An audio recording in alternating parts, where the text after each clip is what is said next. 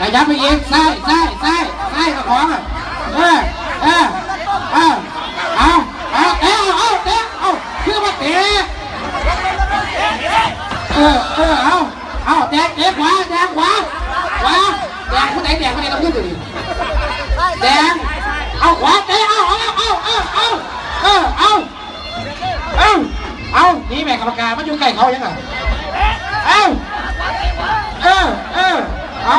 หันหลังใช่วายมันจะมองได้บาดเนี่ย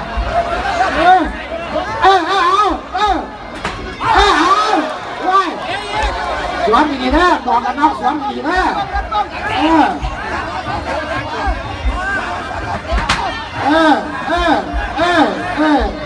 เรามาดูการชกหลบกันนะครับ